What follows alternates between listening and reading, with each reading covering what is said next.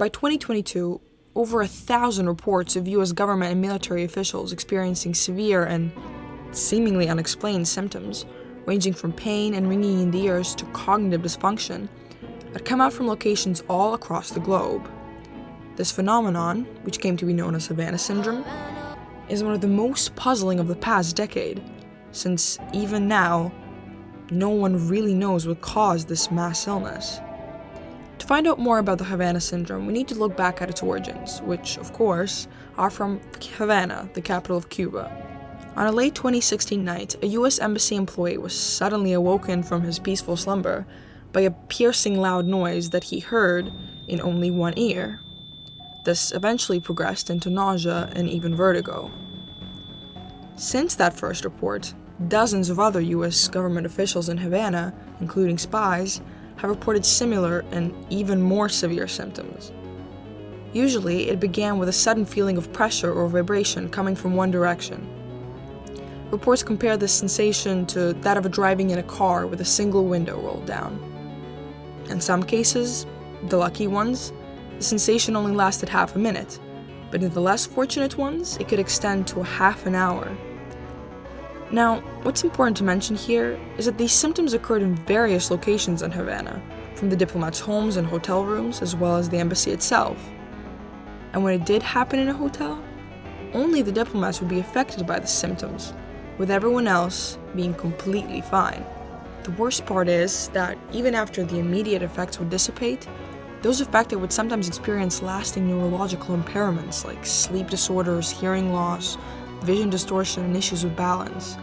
In response to this, the US pulled most of its embassy staff from Havana, keeping only a skeleton crew to keep the embassy running. Immediately, US-Cuba relations, which historically have always been semi-hostile, soured even further. Even though the US did not outright blame the Cuban government, they did suggest that an attack by foreign actors was a plausible explanation. Months later, in August of 2017, the situation was amplified by the US government expelling multiple Cuban diplomats, issuing a travel advisory for US citizens, and by President Trump blaming the Cuban government outright for the attacks. The Cuban government immediately responded. They denied their involvement and offered to put together an investigative task force to unearth the cause of these symptoms, consisting of scientists and law enforcement. The task force would conduct investigations into various plausible explanations, including toxins, insects, and, of course, ultrasound weaponry. Meanwhile, in late 2017, similar cases began popping up worldwide, in places like Moscow, Australia, Tbilisi, Australia, Colombia, Taiwan, Kyrgyzstan, Uzbekistan, and more. Then, in 2018, American diplomats in China were also affected, with an employee of the Guangzhou consulate reporting that since early 2017, around the time the illness was first reported in Cuba, he had been experiencing symptoms that, according to the Secretary of State, Mike Pompeo, were entirely consistent with those of the Havana Syndrome. And finally, in 2019, and what is possibly the weirdest case, a White House official experienced severe symptoms while walking her dog in D.C., the nation's capital. So, does this mean the foreign agents have penetrated the US and are actively targeting their officials? Well, that is one of the countless theories that have surfaced since these events occurred. One of them, which is possibly the most popular and intriguing, is of course, the superweapon theory. According to this theory, a US adversary, possibly Russia, used sonic weapon technology to incapacitate the diplomats. But let's go back to the basics. What even are sonic weapons? Well, they emit incredibly loud but also incredibly focused beams of sound that can cause your eardrums to rupture, as well as cause nausea, headaches, disorientation, and severe pain. This all sounds pretty familiar, doesn't it? Aside from the ruptured eardrums, all these symptoms seem to be lining up. If it's that straightforward, why is this such a mystery? Well, experts in acoustics, like Jürgen Altmann from TUD in Germany, pointed out that this is, and I quote, fairly implausible. Why did he say that? Well, because if acoustic weapons were used, according to the acoustic experts, it would be pretty obvious. For example, the LRAD, or the long-range acoustic device, is a sonic device that is used by various agencies like certain police departments for crowd control, as the LRAD emits a mind-blowingly loud 160 decibels of noise. To put that into perspective, the average club plays music at 80 decibels, which is also the threshold of hearing damage, by the way, and a fighter jet emits 130 decibels on takeoff, and the LRAD is louder than that. So, according to both experts and common sense, there's no way that a sonic weapon could have been used to target people in their homes and hotel rooms without anyone noticing and without all the other people being affected too.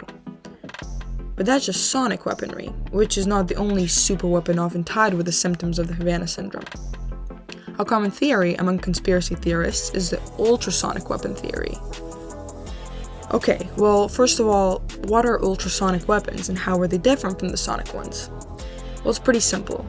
The word sonic refers to sound waves, which is why when something goes faster than the speed of sound, we call it supersonic.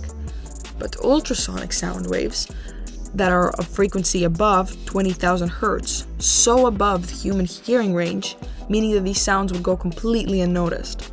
The effects of exposure to high levels of ultrasonic sounds, though, can cause a pressure sensation, dizziness, discomfort, headaches, and auditory effects.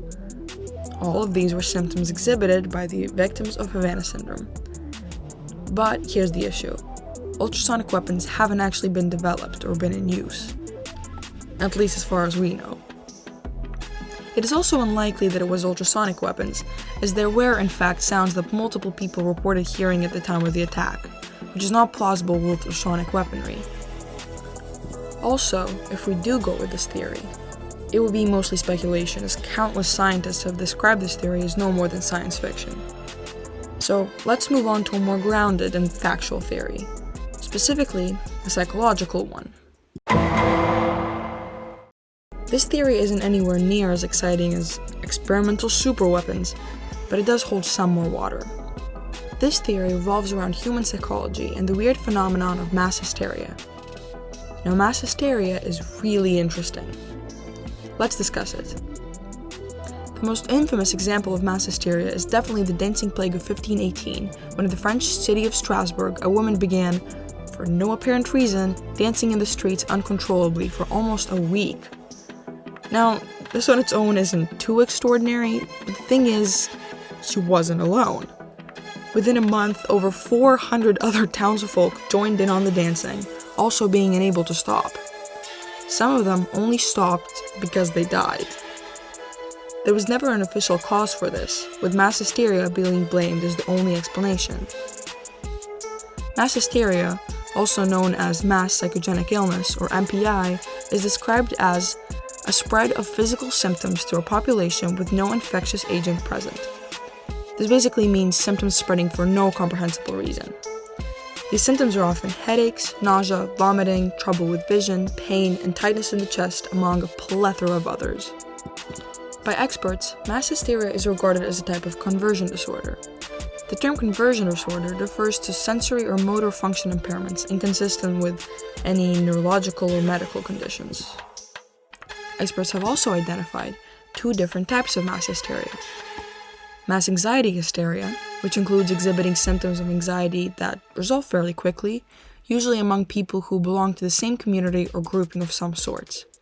And mass motor hysteria, which does not imply a certain isolation of the people affected and includes irregular motor symptoms, which are contagious and can even linger for several weeks. Both the aforementioned dancing plague and the Havana Syndrome, of course, fall under the second, mass motor hysteria category. All of this sounds quite fictitious and even humorous. So how does it actually work, and why does it happen? Well, as many things in this video, one certain cause has not been found, and instead there are many emerging theories. All of these theories have empirical evidence found and evaluated by experts, but supposedly not enough, as all of these theories are believed to be valid by specialists. The first explanation to mass hysteria is just extreme stress. While motor hysteria is said to stem from ongoing and persistent stress, and mass anxiety hysteria from more sudden encounters, the common factor is still extreme exposure to stress and anxiety.